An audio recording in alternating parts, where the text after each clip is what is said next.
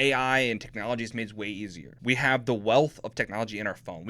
Wealth of knowledge. We can do whatever we want. We can look up anything and have it instantaneously. We need to use these tools to become better, to learn, to be the best person we can be, excel in our jobs, be the best husband, the best father, the best brother, friend that we can be, and flourish. You need to be the master over AI. Because if you aren't able to control your life, something or someone else will. They will control your life over you because you are unable to do it yourself. And this is one of the dangers that comes with AI. It's also one of the good things that could come with AI. Like we said, there are good aspects to what this can do for you. But it's very easy to let something like this just simply control you. You become completely reliant on it. I mean, how much has Google taken over our everyday lives just by being a resource that we're constantly going back to? That is 100% going to be what AI will turn into. How much more are we going to become more reliant on AI and not just take more stuff for ourselves? I mean, AI is going to be able to do your job better than you can, but you should be using AI to make you better at your job so that AI can't replace you, right? Yeah, but people are lazy. People want the easy way out. People want convenience. We talked about that last podcast. They want the easy way out every single time. No one wants to work. They want to sit home, get a check, and go from there. I think it's also a funny story that I saw on Facebook. There was this guy that had his job, and he had to make these reports on a monthly or weekly basis, whatever it was.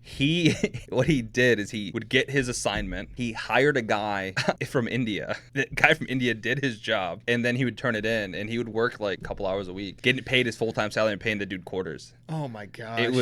It was just, it's terrible. It was hilarious. It's terrible. Yeah. It was hilarious. So, I mean, that's what AI does. I mean, I don't even know how much AI really is already implemented into what people do with their jobs and stuff like that. But, I mean, I feel like in the workforce, everyone in the workforce has used ChatGPT at least once. Oh, if not more. Yeah. I mean, you can use it to write better emails. You can use it hey, what's this regulation again?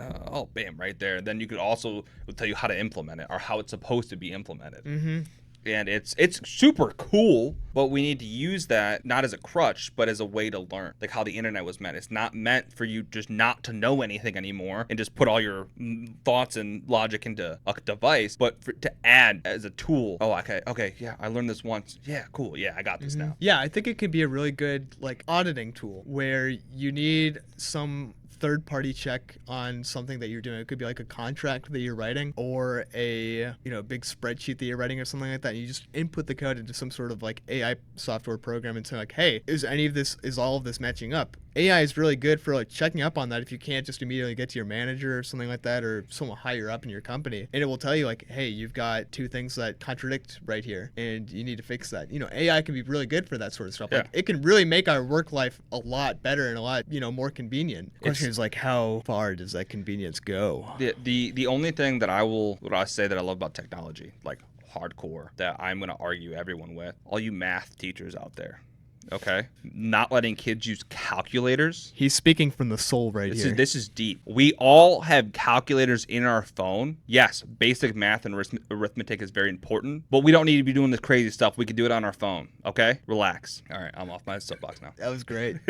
It hit. It really hit. And this subject is, it's going to be ever changing. AI is going to continue evolving. We're going to see a lot more issues and a lot more great things that come from this. We need to remember I always talk about this, our base. Make sure you're bettering yourself. Use the tools that you can and continue to pushing in a certain direction. Find your faith, find your family, and go. How do you make your life better? That's the simple question. How do you make your life better? And it's not always make your life more convenient. That is not the way that you make your life better. And like we've said, with a lot of stuff that humans make, it's always made with the intention of usually making something better, right? There's a problem, and we as humans are very good at coming up with solutions to those problems. It's just that the solutions themselves are not always good. They might be helpful, but they're not always good. And AI is very helpful, but AI is not always good. There's a lot of evil that we've kind of discussed that it can go, right? That it can do. But like we've also said, there's a lot of really good things that AI can do to help us out. And we need to make sure that we're always only using AI for those good things. Otherwise, we're going to lose out on the human aspect of our lives. AI is not an excuse to be lazy. AI is not an excuse not to learn.